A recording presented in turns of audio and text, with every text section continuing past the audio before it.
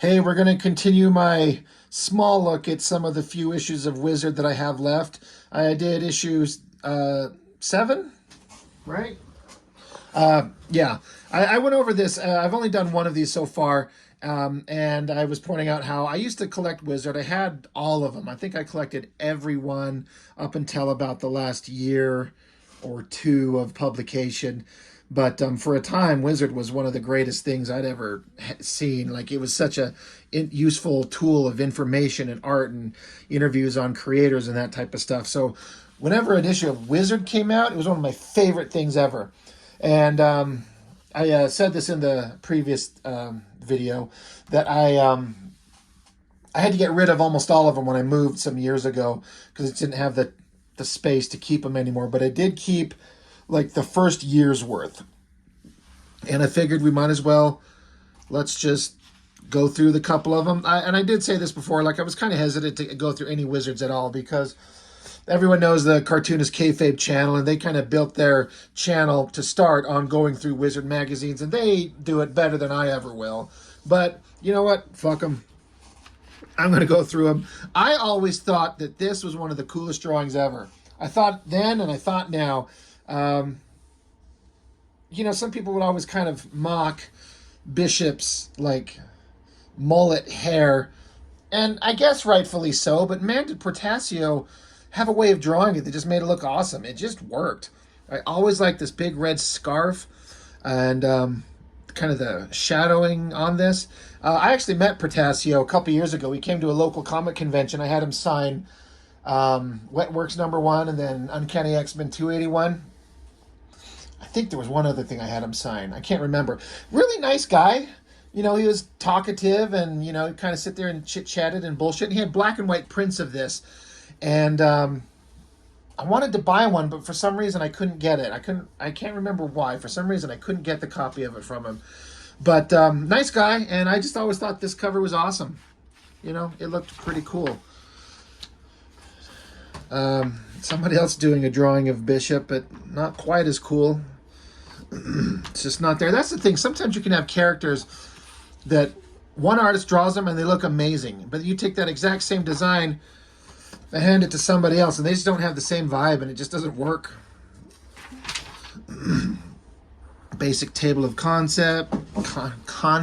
Jesus Christ. You got Bishop, Black Canary, aliens, some guy in a hat, and then pictures of previous Wizard covers. The Spider-Man one was awesome. By McFarlane, clearly the best. I think that's a Bart Sears Batman. Eric Larson Wolverine, which was kind of just okay.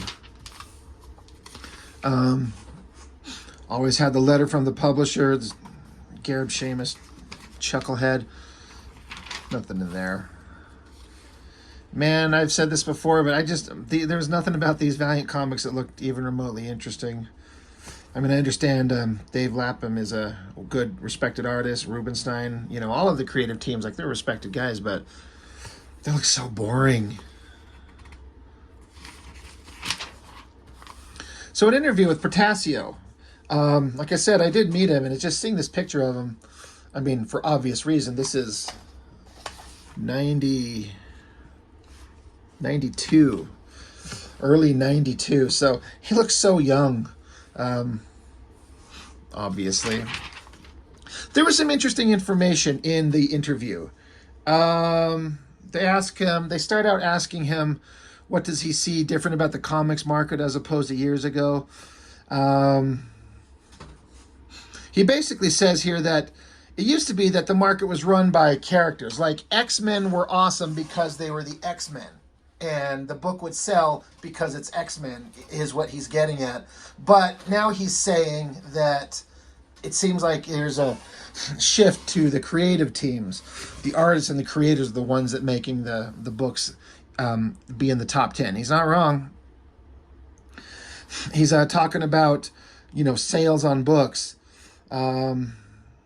He's like, these creators will get on a book and do the character for a little while, and then it's a million seller. That's actually a surprise, the million mark. It used to be 600,000. Now it's 1 million. It'll go up to 2 million. And then the mark is 4 million. Now it's 8 million. And in 6 more months, you don't know where it's going to go. What's interesting is, who would have known, but it had peaked already in terms of sales. It kind of stayed up there for a little while, but that, 8 million X-Men, was it Liefeld's X-Force was 5 million, and McFarlane's Spider-Man was like 2 million. That was it. That was the peak of American comic sales.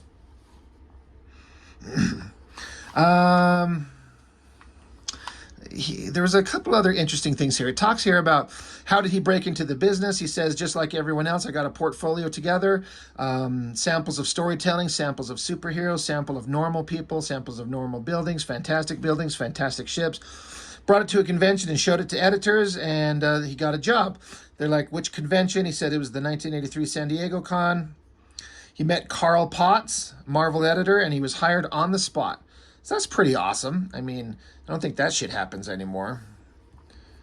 Who were people that helped him on his way up? He said he met Brent Anderson, who was he said he was a very nice guy, helpful, in influence on him. He says that Portacio started out as an inker, but even though his penciling was about the level that it is now, like he's saying that he was a pretty good penciler, but he ended up starting out as an inker. They ask if he had any formal training. Portacio says he had a great high school art teacher that taught him almost everything that he knows in high school. And then he went to college for about 2 years and then flunked out of his second year.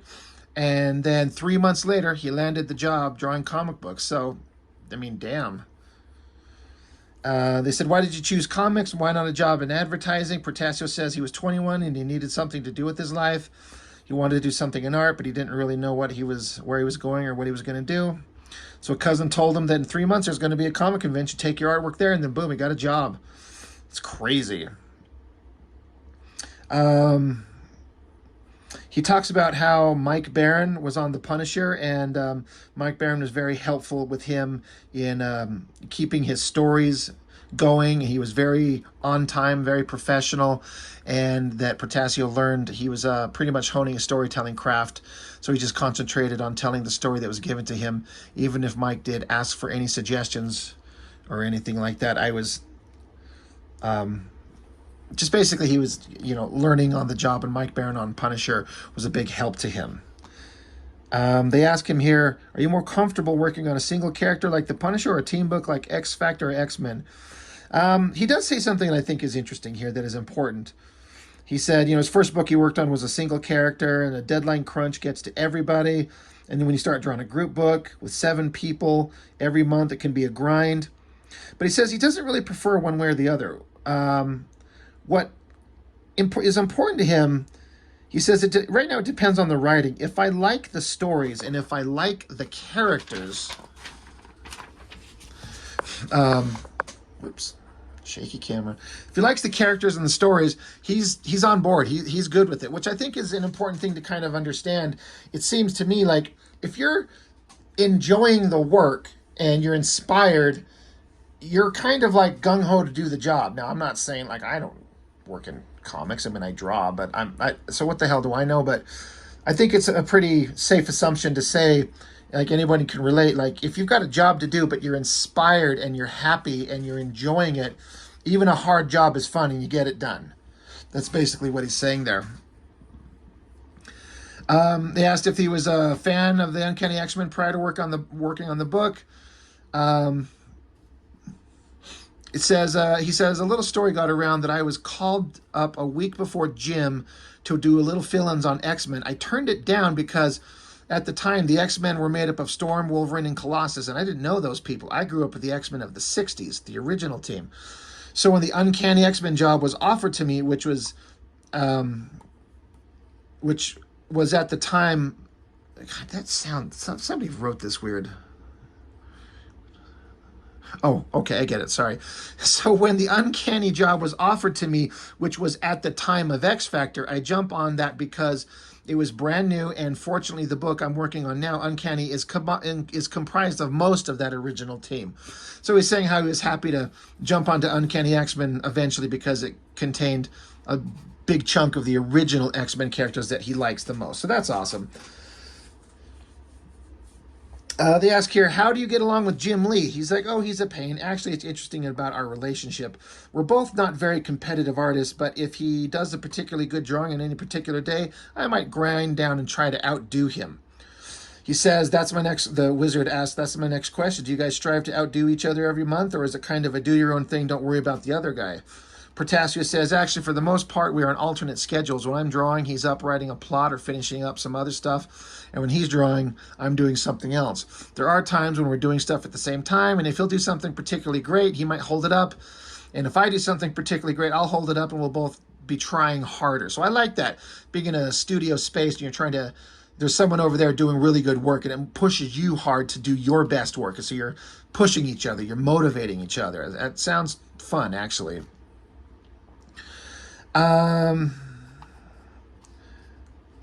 They ask here, how do you get along with the rest of Homage Studios? He says, I think that's one of the things about the studio. It's kind of like a little family, and no one's in the studio just because. We are all friends, and we do get along so well. Homage Studios will grow, but it will grow slowly, and it will be a select bunch.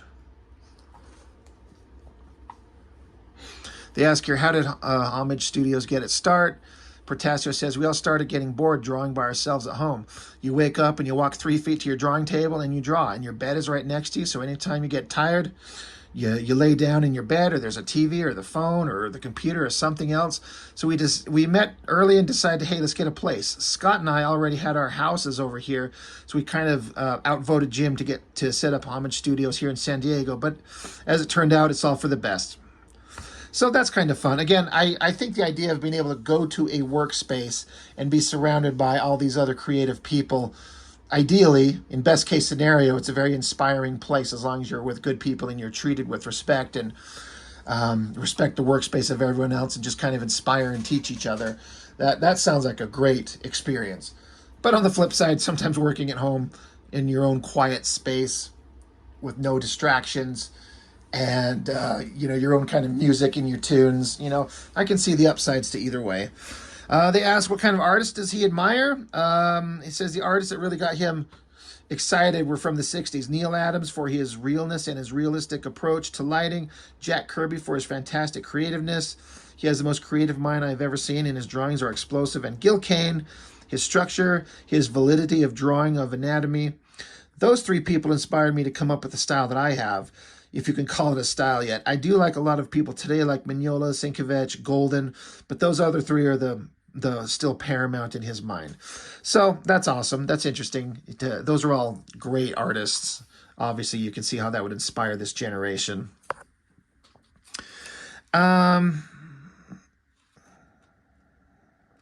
Let's see. They asked just a couple different questions about his techniques, favorite pieces of art. Does he help plot the books, which he does sometimes. He's gotten into helping plot books. Portacio says here, he says one of his goals is he wants to be a film director. And he says, I love the idea of taking a beautiful screenplay and bringing it to life. I like the idea of bringing something two-dimensional, bringing life to something that's two-dimensional, something flat.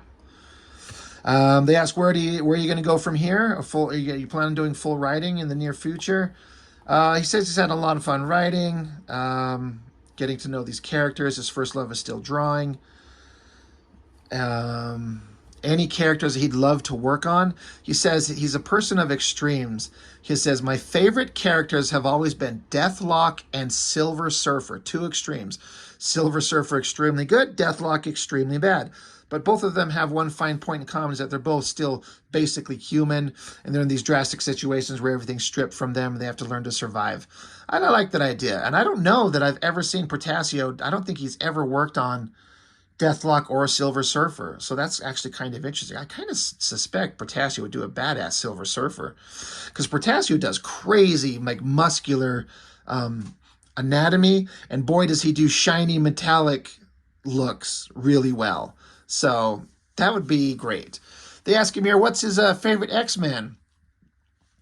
The official answer is Bishop, because he's a glimpse of the direction I want the book to go in. But the real answer is Opal. Opal is Bobby's Japanese girlfriend, and I think Japanese women are gorgeous. That line stuck out to me forever because I'm like, he liked the random nobody girlfriend of Iceman in the X Factor books. That's his favorite character. I mean, all right. I don't even think that character exists anymore.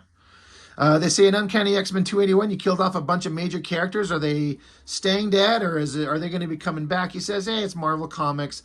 I'll be real official here, and all I can say is that on that point is that I was given a list of things to do, and I did them. They ask if are him and Jim Lee going to keep Magneto dead. He says, as I understand it, he has been put on the shelf to let other people grow, but just put on the shelf.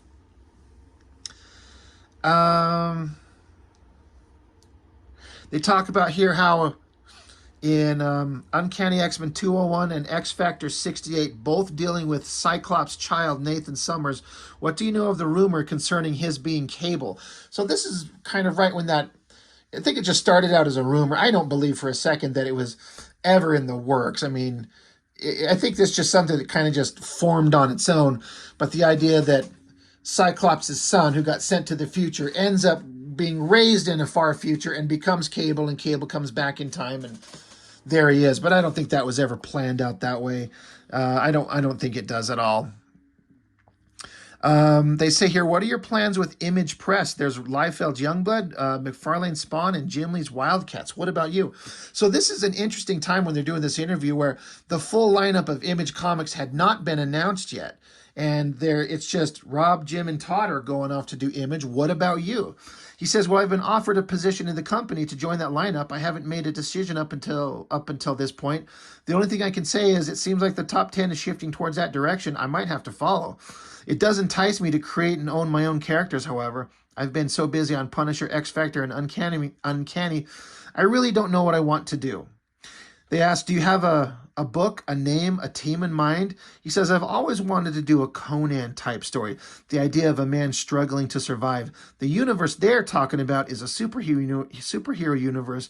I will have to think that out. Man, I think I would much rather have seen Portacio do a Conan type story than the Wetworks. I mean, Wetworks, the concept sounded interesting, but the execution ended up being not interesting at all. I mean, it was only interesting for his art, and the story was just like, what a slog. This sucks. And it also sucks because you know that Portacio does end up joining Image Comics, but he ends up being way late to the game because his sister ends up dying, and he leaves comics or whatever he does. I don't know if he traveled back home, whatever happened, and so he didn't get his book to Image Comics for I think 2 years. So it's kind of sucks because this is done at a time not long before Portacio's sister dies, and from what I understand, it was a pretty big blow to him and his family. I mean, it of course it would be. So it's just interesting to kind of capture a moment in time of the timeline of things right here, where he hasn't officially joined Image Comics. He'd rather do a Conan type story, but he's going to end up doing maybe a superhero thing. The things that could have been and the things that do actually happen. It's kind of interesting. It's always been a great shot of Cyclops right there. I know not a lot of people care for these costumes, the blue and the yellow with the X on them from X Factor. I kind of dig them. It's one of those things where Portacio makes it work. A little stupid one-page breakdown of Bishop that's kind of pointless. There's this article on this woman who's going to be writing... oh my God, what the hell is this character's name? I'm sorry, Black Canary, Jesus Lord. A talk with Sarah Byam, B-Y-A-M, Byam. Never heard of her, but she's talking about taking an opportunity to write a woman writing a woman character. She says how she's going to make a political statement. She talks about in here about, where was it? I want to make sure I don't say it wrong. She says that Black Canary, she's interested in writing Black Canary. She's been around a long time. There hasn't been a lot hasn't been a lot of her character development in her own right. Most of the time it's just manifested itself by having her tell the boys she can take care of herself rather than doing something in her own right. and she says that there seems to be kind of an idea that maybe, some of the female heroes of the DC universe have been mishandled by men writing the stories, who use her as either a pretty bystander or a staple victim. And I think that's a fair opinion, an assessment to make at this time. And so she says, I wouldn't call it mishandled as much as underutilized. And I'm not saying that to be political. Male writers are sometimes in a position where they have a female character and they wouldn't necessarily know how a female would act or react in certain situations. One of the things I wanted to overcome was this woman as victim type story. So I think that's a respectable position. I mean, I like the idea. It doesn't have to be this way, but having a woman speak for a woman's character, adding a woman's voice to the mix, it's not critical. It's not absolutely necessary, but it can be useful. I think that's an interesting kind of point. And, having this said back in, what did I say, 92? There are ridiculous political bullshit going on these days where it's like only a woman can write a woman's story. Only a black man can write a black man's story. That's it. And I think, there's validity in both ways. Yes, it could, but it doesn't mean somebody else can't write defining works, because human is human. A person can read, watch, experience, talk, interview with people, and craft a story that matters. But, it's nothing wrong with having a woman write a woman character, like, of course. And back in 92, like, the creative force in comics, as I understand it, was very small in terms of how many women were working in the industry. It was mostly a boys' game. So that was just an interesting thing to read. I don't care about DC Comics overall too much, or the Black Canary at all, but that was an interesting part of that interview to read over. Something about, Superman and Jimmy Olsen and an actor and an old show. I don't have anything to say about that. I do like this. I believe it's a John Byrne drawing of Superman. Classic, iconic design, like the quintessential classic design in my mind right there. I always thought this was great. This is a piece of Bernie Wrightson artwork. I did a video on that Marvel Knights Punisher #1 that Bernie Wrightson drew, and I was like, what in the hell was the appeal of that man's artwork? I understood at the time that everyone just revered his skill set, and I remember reading that book and going, this sucks. What the fuck is the big deal? This is terrible. Well, you can't draw a comic book like this exactly, because the level of detail to go into it, but holy shit, look at this. This is what Bernie Wrightson is awesome for, and holy God, if there was a whole comic, and I don't know, maybe there is, but he certainly did not bring this craft to that stupid issue of Punisher. So for the longest time, I was like, fuck that Bernie Wrightson guy, he sucks. And then eventually I was able to see this type of stuff. I'm like, oh, okay, now I get it. The big news coming up, obviously, hot artist sign on at Malibu Comics and McFarlane Lee Liefeld.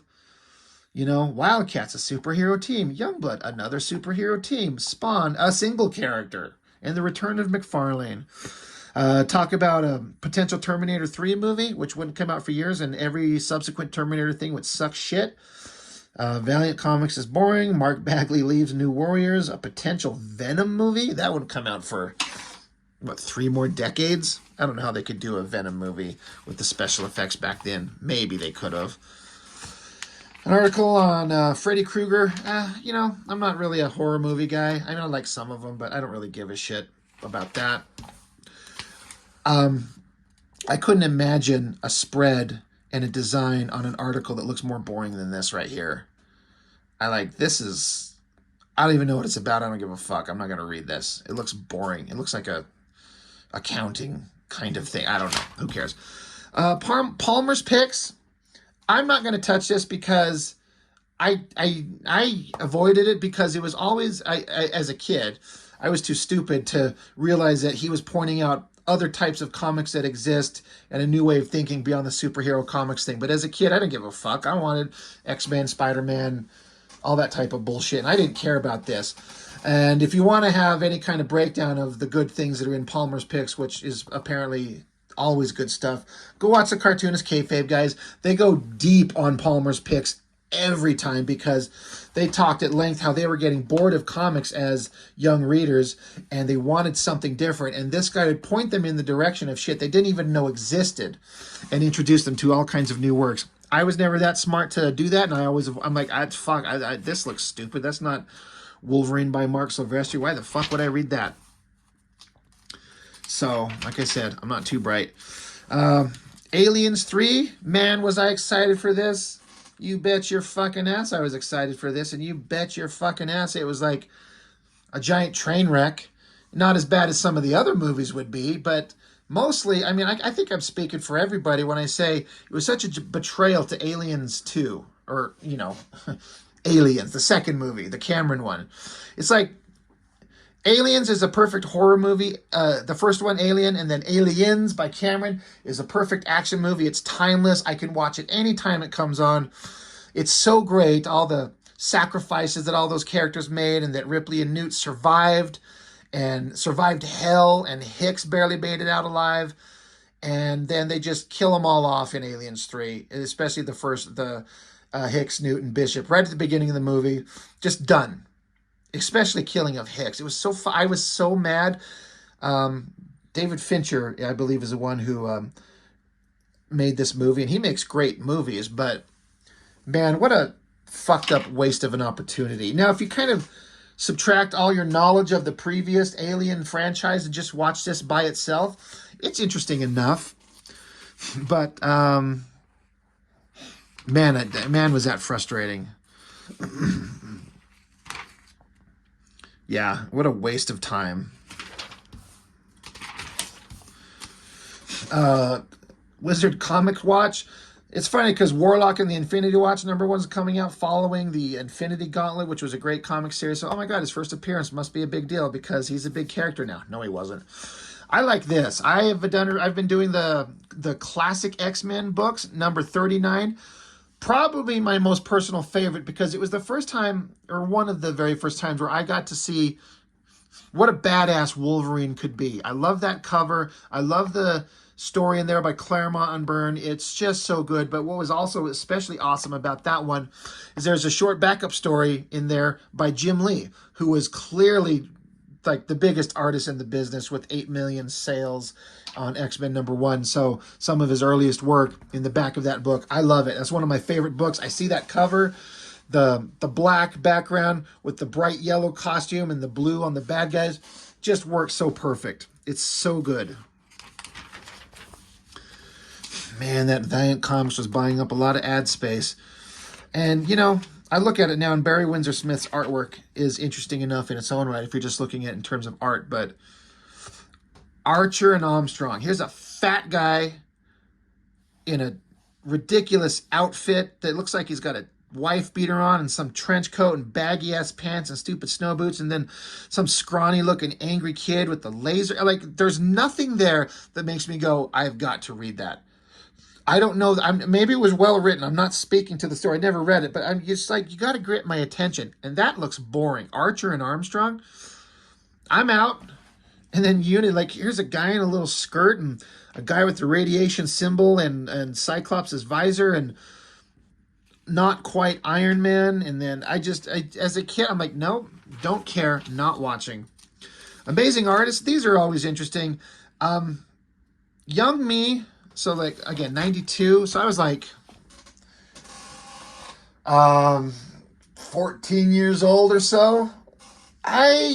Stupid me, always felt like I was a better artist than everyone who ever was put in these amazing artists. And I absolutely was not.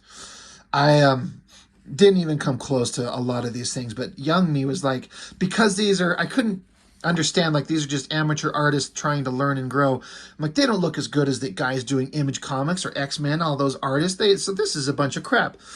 I look at it with a better appreciation of it now.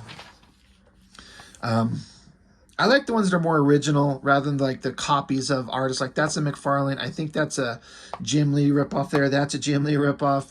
That's a McFarlane ripoff. I'm not sure about these. I like this Lobo, this black and white. Whoever that guy is, that looks, I mean, I don't know. I mean, if that is referencing something, I don't know it, but it feels like it's a most complete, well-rounded drawing. It's pretty damn good. I like that. And kudos to them for all putting the logo on there, because I sure never would. Stupid games and puzzles, and who cares about all that? Comic book intelligent quotient. We're not going to go over that because that's stupid. Collecting comics in the 90s. Look at these polybag Spider-Mans and X-Forces. It's good times.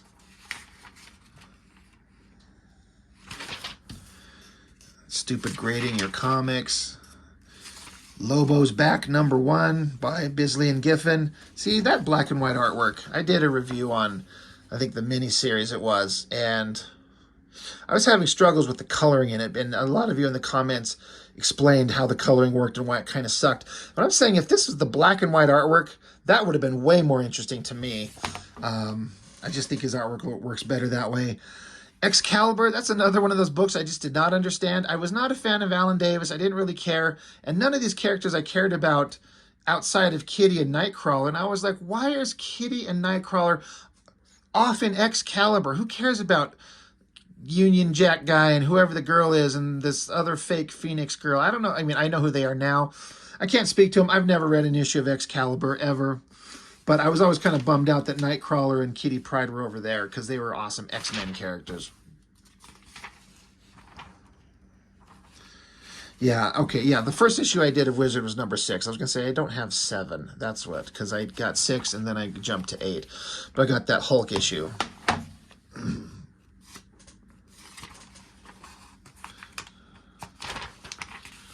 These are always fun because, again, I always like to see the black and white artwork because it showed me what this artwork is supposed to look like by the artist. I was always trying to learn to draw as a kid, and I like seeing these. I really like this one, Nomad #1. I've reviewed that book. It's one of my favorites. That art, Samuel Clark, it says Claude, but it's supposed to be Clark. That's a misprint.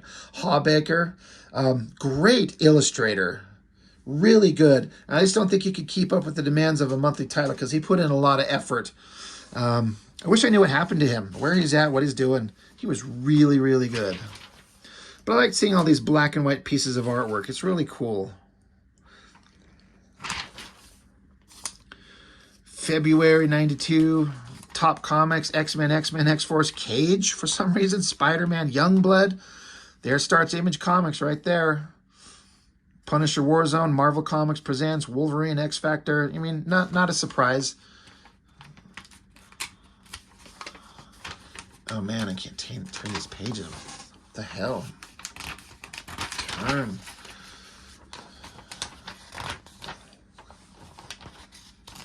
Trading cards, kind of lame. I mean, I did a video on the Series 1. I have all those cards, some of my favorites. Series 2 I had, but I ended up, I think I tossed them all. Same with Series 3. The Jim Lee X-Men cards, I did a video on that. I've got all of those. Those were fun. There's an Arthur Adams trading card collection. That's awesome. I've never heard of those. Those would be fun to have. And then action figures. I was never into these because at the time, as a teenager, these action figures were too ridiculous for me. I had 1 or 2, but somehow I had a Dr. Octopus one with suction cups that stuck to things, and I don't know how I got it. And it was like, oh, it's kind of cute, it's kind of quaint, but even then at the time, I didn't think that these were that interesting. But it's all we had. We didn't have the amazing shit that we have now. This is a snapshot of the universe, the top 10 comics. And I mean, maybe this is as chosen by Wizard, and fuck Wizard. What the hell did they know? They were kind of dictating this stuff, but there's some truth to it for sure. It's all X-Men related shit, with the exception of Ghost Rider and Darkhawk. The theoretical first appearance of Cable as a baby, and then actual Cable himself, and then one of Jim Lee's earliest books, the first appearance of Gambit, one of the early appearances of Archangel. Yeah, first full appearance of Archangel. Jim Lee's first regular issue of Uncanny X-Men, which is really good. That's some of my... I remember reading that and going, holy shit, this guy is amazing. Uncanny X-Men 281 and 282 together with the introduction of Bishop. And then you got Ghost Rider #1 and Darkhawk #1. Darkhawk #1, I did a video on that one. Still dig it. You know, it's kind of silly, but it kind of worked at the time. So just interesting to see what's popular because... yeah, that was blowing up the universe, the X titles, and those artists. I did a video on this one, the Alpha Flight 106, where North Star came out as gay, and there was a baby that had AIDS, and yeah, you know, it is what it is. This was always fun to kind of get to see some of the creatives, see Sam Keith, Neil Adams, Dave Cockrum, Mike Zeck, get to see what these guys looked like. And then the price guide, kind of who cares? I don't care about any of that. I used to read over, like, what is my comic of, what issue, you know, my issue of this, what is it worth? They weren't worth any of this stuff. This was all stupid. So, basically at the end, I don't know if there's anything interesting left. Man, look, I know a lot of you like Valiant. I know I've ripped on them twice already.